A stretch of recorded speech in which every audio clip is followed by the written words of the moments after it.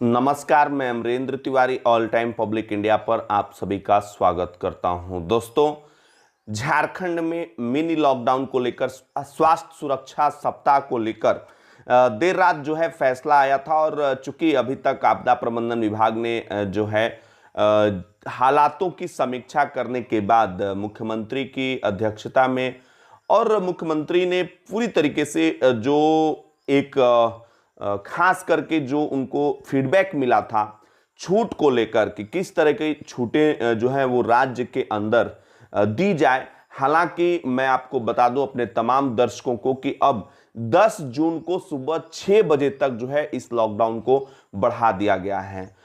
इस mini lockdown को सुबह 6 बजे तक जो है वो बढ़ा दिया गया है।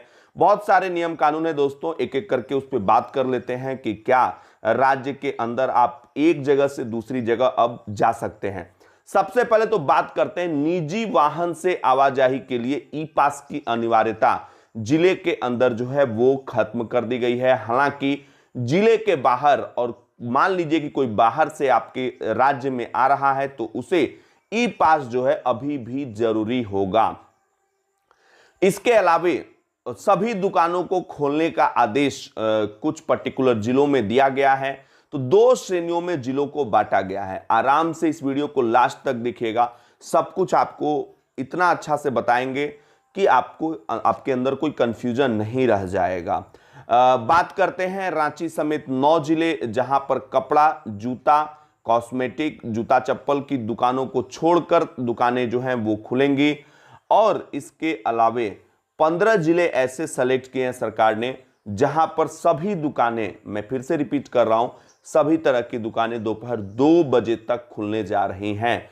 इन 15 जिलों की बात करें दोस्तों, जहां पर सभी तरह की दुकानें खुलेंगी, यहां पर संक्रमण के केसेस कम हैं, संक्रमण की रफ्तार कम है और जो महत्वपूर्ण चीज है कि अभी फिलहाल जो एक्टिव केसेस की संख्या है वो भी इन जिलों में कम है।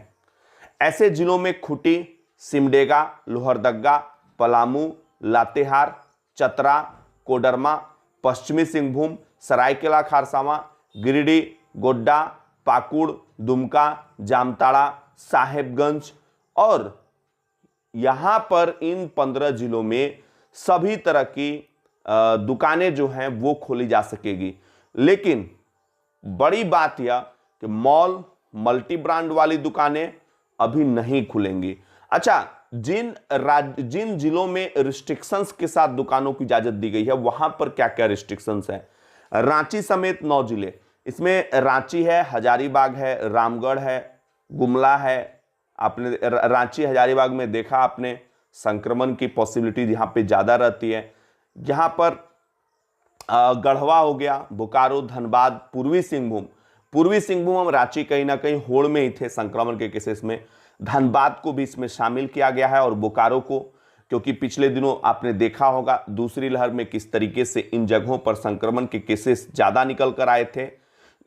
इसके अलावे सैलून, कपड़ा, कॉस्मेटिक, ज्वेलरी शॉप, यहां पर जूता चप्पल की दुकानों को छोड़कर बाकी दुकानें जो हैं वो खुलेंगी दोपहर 2 बजे तक। अच्छा, अब इनमें और क्या रिस्ट्रिक्शंस है तो देखिए, जो तमाम एसओपीज हैं, जैसे कि मसलन दुकानों में काम करने वाले लोगों को कोविड एप्रोप्रिएट बिहेवियर जो है वो पालन करना होगा। दुकानदार को अपने यहाँ सोशल डिस्टेंसिंग के माध्यम से लोगों को जागरूक करना होगा, मास्क पहनने के लिए प्रेरित करना होगा। तो ये सारी चीजें कहीं ना कहीं यहां पर जो है चल रही हैं। अच्छा, अब सवाल यह उठता है कि जिन 15 जिलों में इजाजत दी गई है दुकानों को खोलने की, वहां पर क्या नियम है। तो देखिए, यहां पर स्पेशली रूप से कहा गया है कि दोपहर 2 बजे तक दुकानें खुल सकती हैं, यानी कि लोग जो हैं वो आ सकते हैं।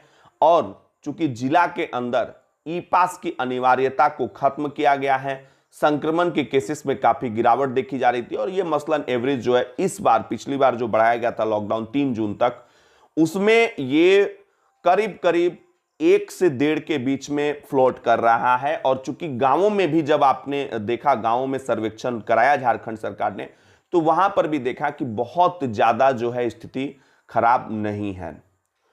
तो ये चीजें हैं। इसके अलावे अब रोक जो है वो किन किन चीजों पर रहेगी? सबसे ज्यादा उम्मीद जो लोगों को थी कि बस फैसिलिटी जो है वो शुरू हो सकती है 50% एक स्ट्रेंथ के साथ, तो बस फैसिलिटी मुझे लगता है कि अब 10 जून के बाद शुरू हो सकती है। वो भी देखने वाली बात हुई कि इस छूट के बाद क्या संक्रमण के केसेस में बढ़ोतरी होती है या फिर संक्रमण के केस स्थिर रहते हैं। तो बस फैसिलिटी को नहीं अभी इजाजत दी गई है। सार्वजनिक कार्यक्रमों को लेकर, शादी ब्याह को लेकर वही नियम जो है झारखंड में लागू होंगे।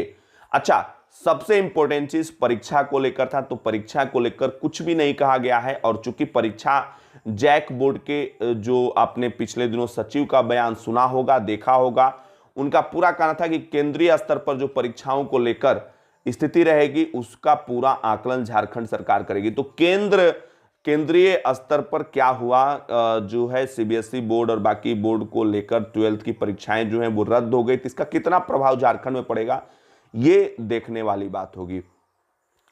चलिए, ई पास में क्या क्या बदलाव हुए वो हम अपने तमाम दर्शकों को बता देते हैं। कि पहले जो है ई पास की कैटेगरी थी, अलग अलग कैटेगरी। मान लीजिए राज्य से आप बाहर जाते हैं, राज्य में अंदर आते हैं, जिले के अंदर आप एक जगह से दूसरी जगह जाने का प्रयास करते हैं, और एक जिले से बाहर दूसरे जिले में आप जाते हैं, तो हर अलग अलग कैटेगरी थी। यहां पर जो रियायतें दी गई है वो कहीं ना कहीं जो है कंज्यूमर को मार्केट तक पहुंचाने के लिए, चूंकि अब मार्केट खोलने की बात कही गई है।